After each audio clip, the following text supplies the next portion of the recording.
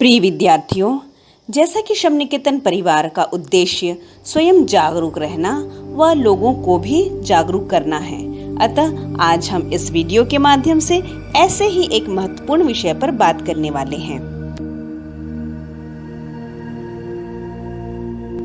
खूबसूरत पृथ्वी, हरी भरी हरियाली से परिपूर्ण लहलहाती खुशियों का सागर हमारी पृथ्वी। इस पृथ्वी ने हम मनुष्यों को जीवन दिया और साथ ही दिया हमें बेशुमार संसाधन का उपहार। प्रकृति ने इस पृथ्वी पर जल, नदियां, पहाड़, हरे भरे वन और धरती के नीचे छुपी खनिज संपदा धरोहर के रूप में हमें प्रदान की, ताकि हमारा जीवन सहज हो। हमारे सौर मंडल में केवल पृथ्वी ही ऐसा ग्रह है जहां जीवन है।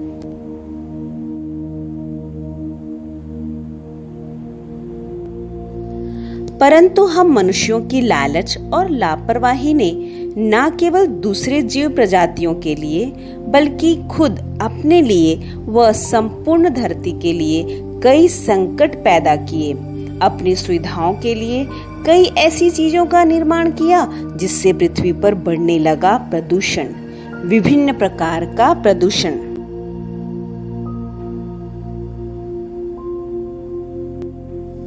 ऐसे ही मनुष्यों के द्वारा बनाई गई चीजों में से एक है प्लास्टिक। कार्बनिक ठोस पदार्थों का एक बड़ा समूह, एक प्रकार का बहुलक है यह प्लास्टिक। दिखने में आकर्षक, सस्ता, हल्का, जिस पर अम्ल व क्षार का प्रभाव ही नहीं होता और यह आसानी से साफ भी हो जाता है। इसीलिए इस प्लास्टिक का इस्तेमाल हमारे पूरे दिनचर्या में पूर्ण रूप से समाहित है। चाहे वो दूध का पैकेट हो, चाहे तेल, घी, चावल, दाल, शरबत, दवाई या फिर अन्य जरूरत की चीजें, सभी में प्लास्टिक का इस्तेमाल हो रहा है। बाजार से फल या सब्जियां खरीदनी हो तो भी हम प्लास्टिक की थैलियों को ही बेहतर समझते हैं। इन सब से प्लास्टिक का कूड़ा बढ़ते ही जा रहा है। आपको ज्ञात होगा कि हमारे मेट्रो सिटीज में हजारों किलो टन प्लास्टिक बोतलों का उत्पादन 2016-17 व 17-18 में हुआ, जिसमें सिर्फ 10% प्लास्टिक कचरा रिसाइकल किया जा सकता है। बाकी का 90%, जी हाँ 90% कचरा पर्यावरण को नुकसान पहुंचाने में सहायक होता है, क्योंकि यह जलाने से वायु को प्रदूषित करता है, वहीं जमीन में गड़ाने से मृदा प्रदूषित हो जाती है और यदि इसे जल में बहा दिया जाए तो यह जल प्रदूषण का कारक होता है, जिससे जीव जंतु जो जल में रहते हैं वे उनकी मौत का भी यह कारण होता है। कई 100 सालों तक इसका अस्तित्व मिटाने पर भी नहीं मिटता। प्लास्टिक के रिसाइकल प्रक्रिया प्रदूषण को बढ़ाती है। रंगीन प्लास्टिक थैलों से ऐसे रसायन उत्पन्न होते हैं जो जमीन में पहुंचकर मिट्टी व जल को विषैली करती है। यदि आप प्लास्टिक की बोतल में पानी पी रहे हैं तो याद रखिए आप अपने शरीर में सिर्फ और सिर्फ प्लास्टिक ही डाल रहे हैं। स्वास्थ्य विशेषज्ञों का कहना है कि प्लास्टिक मूल रूप से इतना नुकसानदेह नहीं होता, परंतु प्लास्टिक के सामान बनाने में इस्तेमाल किए गए रंजकों से कैंसर जैसी बीमारी जन्म लेती है। रंजकों में उपस्थित कैडमियम तथा जस्ता मस्तिष्क के ऊतकों का क्षरण करती है और धीरे धीरे यह हमें अपंग भी बना सकती है। वर्ल्ड इकोनॉमिक फोरम की रिपोर्ट के अनुसार हर साल तकरीबन 80 लाख टन, जी हां 80 लाख टन प्लास्टिक कचरा समुद्रों में मिल रहा है। इस समुद्री प्लास्टिक के कचरों का 90% हिस्सा 10 नदियों से आ रहा है।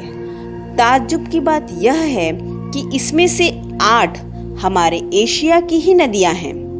ये नदियों में गंगा व सिंधु मुख्य भूमिका निभा रहे हैं, जिससे समुद्री जीव का नाश हो रहा है।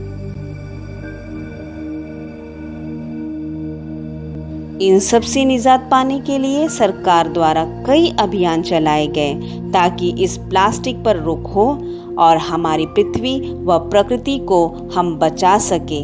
परंतु आप स्वयं से पूछें कि क्या आपने प्लास्टिक का इस्तेमाल बंद किया है?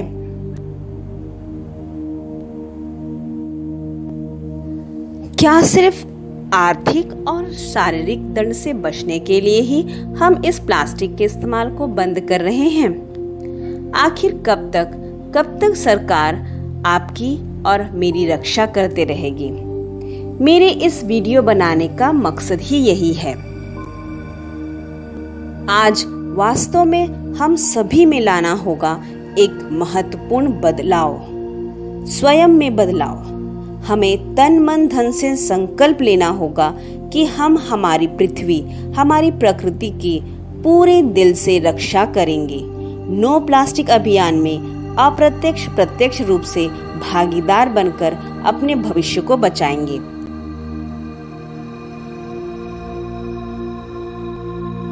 मैं यह नहीं कहती कि प्लास्टिक के इस्तेमाल को पूरी तरह से हम अचानक से बंद कर दें, परंतु इन सामानों की जगह पर हम उनके अन्य विकल्प तो ढूंढ ही सकते हैं। जैसे प्लास्टिक की थैलियों की बजाय हम जूट से बनी हुई थैलियों का प्रयोग करें, प्लास्टिक के डिब्बों की बजाय हम स्टील के डिब्बों का प्रयोग करें। वैसे ही प्लास्टिक की बनी बोतल की बजाय हम अन्य किसी धातु की बनी हुई बोतल का प्रयोग करें। आइए संकल्प लें और स्वयं में एक अच्छे बदलाव को आज से ही नहीं अपितु अभी से आरंभ करें। इन्हीं छोटी छोटी बातों से हमारी पृथ्वी सुरक्षित हो सकती है। धन्यवाद।